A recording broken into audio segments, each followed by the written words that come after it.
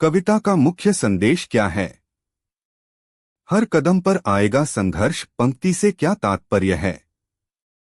जीवन में संघर्ष के महत्व को स्पष्ट करें। आशा का धागा और उम्मीद ही जीवन की आग में कौन सा अलंकार उपमा है? इसका महत्व बताएं। कविता में समय के बारे में क्या कहा गया है? एक क्षण को भी बर्बाद मत करो का आपके जीवन पर क्या असर हो सकता है?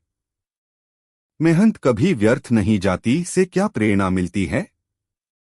क्या आप इससे सहमत हैं? क्यों? खुद पर सबसे ज्यादा विश्वास रखो का अर्थ स्पष्ट करें।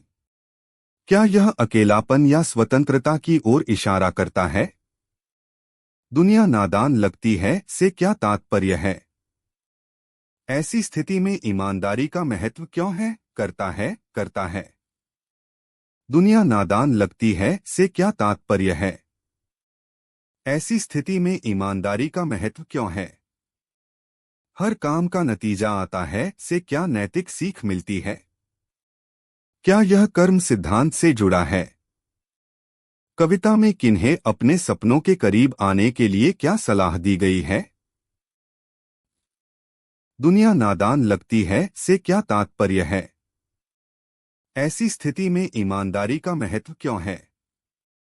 हर काम का नतीजा आता है से क्या नैतिक सीख मिलती है? क्या यह कर्म सिद्धांत से जुड़ा है? कविता में किन्हें अपने सपनों के करीब आने के लिए क्या सलाह दी गई है? हर काम का नतीजा आता है से क्या नैतिक सीख मिलती है? क्या यह कर्म सिद्धांत से जुड़ा है? कविता में किन्हें अपने सपनों के करीब आने के लिए क्या सलाह दी गई है?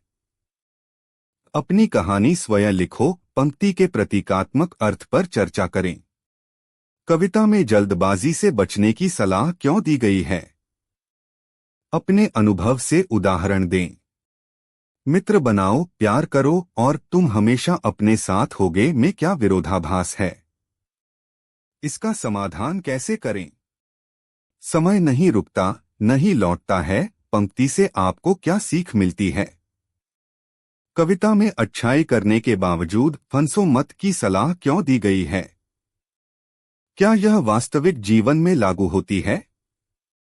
अगर आपको इस कविता के संदेश को एक वाक्य में समेटना हो तो क्या कहेंगे? इन प्रश्नों के उत्तर देने से पोएम के संदेश, भावनाओं और व्यावहारिक अनुप्रयोग की गहरी समझ विकसित होगी। चाहे तो मैं उत्तर भी प्रदान कर सकता हूं। कविता का मुख्य संदेश क्या है? हर कदम पर आएगा संघर्ष पंक्ति से क्या तात्पर्य है?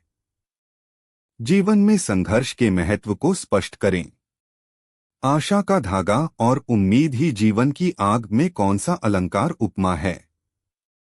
इसका महत्व बताएं। कविता में समय के बारे में क्या कहा गया है? एक क्षण को भी बर्बाद मत करो का आपके जीवन पर क्या असर हो सकता है?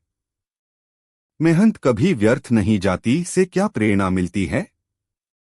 क्या आप इससे सहमत हैं? क्यों? खुद पर सबसे ज्यादा विश्वास रखो का अर्थ स्पष्ट करें। क्या यह अकेलापन या स्वतंत्रता की ओर इशारा करता है? दुनिया नादान लगती है से क्या तात्पर्य है?